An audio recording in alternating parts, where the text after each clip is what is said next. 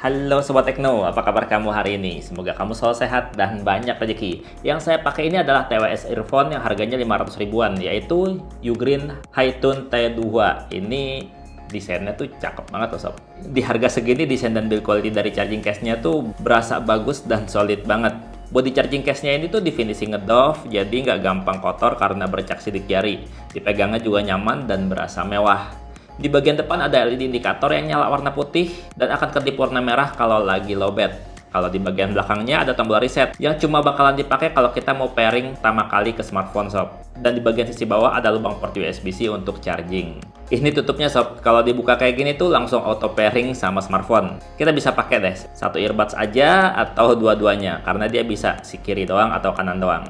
Terus kalau earbuds-nya ini tuh berdesain half in ear, material yang dipakai juga sama dengan charging case. Feel-nya tuh berasa solid banget, berasa mewah dan keren sih kalau dilihatnya. Dan masing-masing earbuds-nya ini tuh udah dilengkapi 3 mikrofon sob, di bagian bawah, di bagian tengah, dan di atas. Kalau dipakai kayak gini sob, ini tuh menurut saya ya, di kuping saya, ini tuh berasa agak ganjel, berasa kurang ngepas aja. Tapi walaupun begitu, ini tuh tetap firm, yang namanya fitting di kuping. Jadinya kalau misalnya kita gerak-gerak, kita lari-lari juga nggak takut lepas sob. Dan karena modelnya ini half in ear, jadinya pada saat kita pakai kayak gini masih ada bocor suara dari sekitarnya. Jadinya kalau dengerin musik ya volumenya agak kencengin dikit kalau di kondisi yang agak berisik. Oh iya, di dalam kotak penjualannya selain kita dapetin TWS earphone-nya dan charging case-nya, kita juga bakal dapetin kabel charger USB-C pendek dan juga buku panduan yang cukup tebal sob, karena ini dalamnya pakai banyak bahasa. Untuk sistem kendalinya ini juga enak sob, karena ini sistem sentuh dan ini bertangkai kayak gini ya. Jadinya kalau kita pakai kayak gini tuh nggak akan takut salah tekan, nggak sengaja ketekan gitu. Jadi enak aja. Dan proses kendalinya juga komplit sob. Di kotaknya ini tuh ketulis komplit, jadi saya tunjukin aja ya, nggak usah dipraktekin di video. Nih, lihat. Kalau sekali tap tuh buat play atau pause lagu. Terus juga kalau misalkan 2 kali tap, yang kiri nurunin volume dan yang kanan untuk naikin volume. Sementara kalau 3 kali tap itu untuk lagu sebelumnya kalau yang kiri dan lagu sebelumnya kalau earbuds yang kanan. Terus kalau kita 4 kali tap nih, akan pindah nih dari mode normal ke mode gaming. Terserah salah satu, mau di kiri aja atau di kanan aja tuh. Terus kalau kita tekan dan tahan agak lama, itu kita akan manggil voice assistant. Lumayan komplit kan? Untuk karakter suaranya sendiri bisa saya bilang ini masih balance ya. Bagian bassnya tuh cukup powerful, cukup dalam, cukup bulat, cukup enak lah.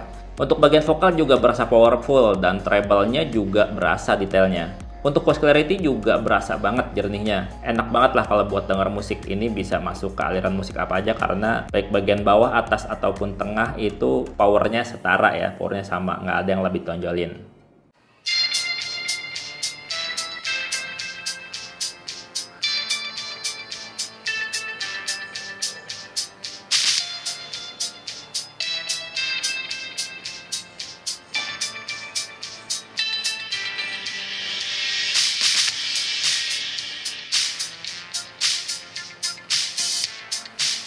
Nah, kalau Hi-Tune T2 ini dipakai buat nonton video, ini tuh udah mulus banget, asik banget karena nyaris nggak berasa delaynya, bener-bener berasa real time gitu ya, dari visual yang dia lagi ngomong sama suara yang kita dengerin tuh berasa real time, nyaris nggak berasa jeda.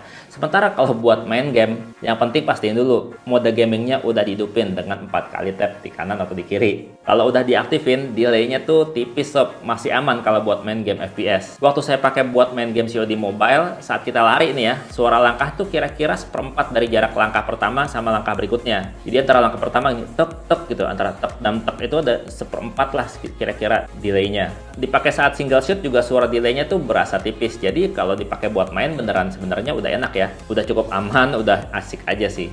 Iya, tapi kalau buat gamer profesional yang pasti pakai kabel sih, bukan pakai Bluetooth. Dan kalau Hi-Tune T2 ini dipakai buat teleponan, ya ini sih sebenarnya udah lumayan jernih ya sob. Lawan bicara kita tuh bisa dengar kita tuh dengan cukup jernih walaupun kita tuh berada di kondisi yang berisik sob. Kita cobainnya teleponan pakai WhatsApp ya, tapi di loudspeaker. Gini sob, kualitas suara mic-nya pada saat dipakai buat telepon-teleponan, kamu bisa nilai sendiri. Ini saya ada di luar ruangan ya, di sekitar saya ini ada banyak suara-suara, termasuk ada tukang bangunan lagi ketok-ketok. Kualitas suaranya kayak gimana menurut kamu?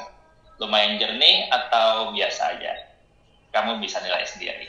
Ugreen Hytune T2 ini tuh diklaim bisa tahan 4 jam untuk masing-masing earbuds dan tambahan 16 jam lagi dari charging case-nya. Dan emang cukup awet sih, karena pada saat saya pakai main game COD Mobile itu di volume 70% dengan mode gaming aktif selama 1 jam tuh habisnya tuh cuma 20% aja sob.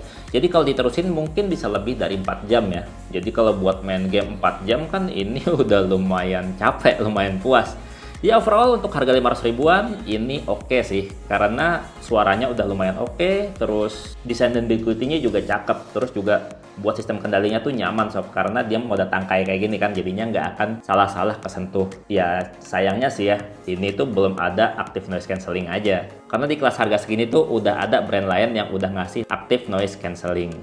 Dan segitu aja cerita Bang Tekno mengenai Ugreen Hytune T2 ini, dan Bang Tekno pamit, sampai jumpa di video berikutnya.